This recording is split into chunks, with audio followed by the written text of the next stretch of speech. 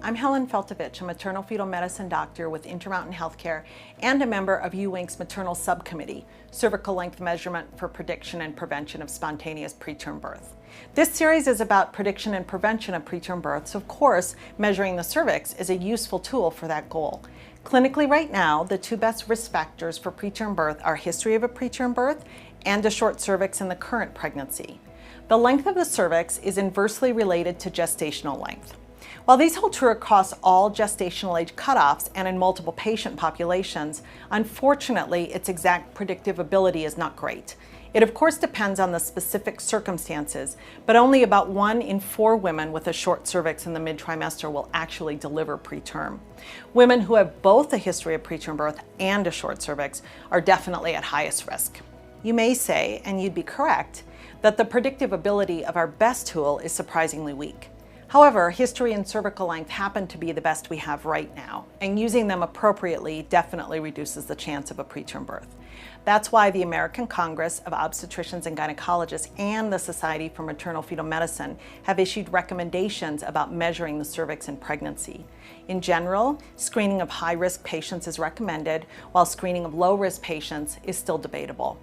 The usefulness of screening has not yet been established before 16 weeks when the lower uterine segment is not yet developed and therefore the canal is often poorly seen. And after 24 weeks when interventions such as cerclage or vaginal progesterone would no longer be offered.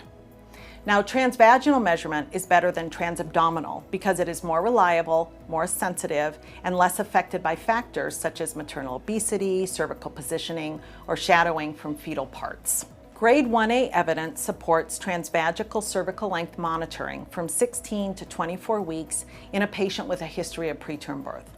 Most obstetric ultrasounds are performed at 18 to 22 weeks gestation to confirm gestational age and evaluate fetal anatomy.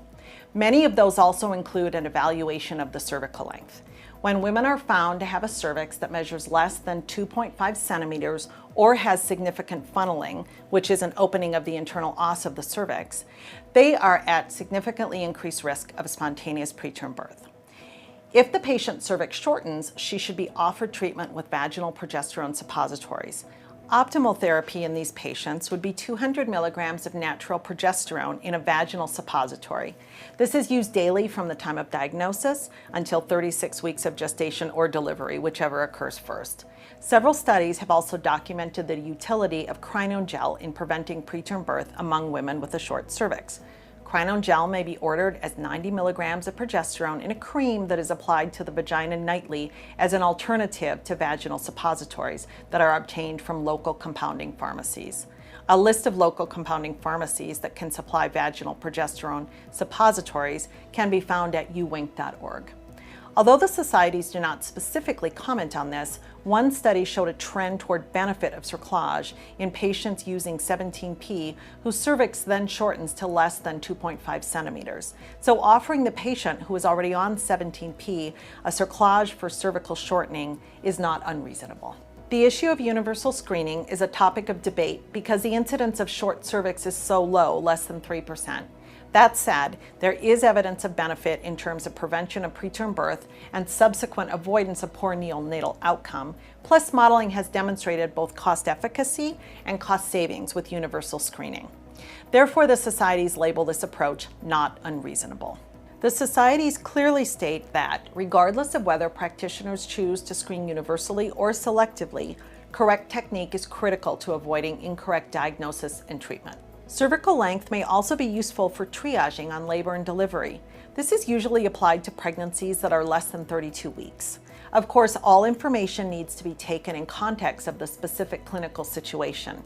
However, if a contracting patient has a cervix greater than 3 centimeters, it is very unlikely that she will deliver, and she could be a candidate for discharge.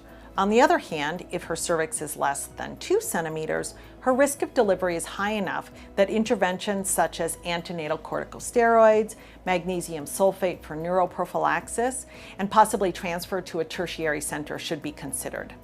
With a cervical length between 2 and 2.9 centimeters, fetal fibronectin may add to the predictive value. Currently, there is no role for the use of cervical length surveillance in patients with multiples, preterm premature rupture of membranes, placenta previa, or after cerclage placement. That's because the benefit of intervention has not been established.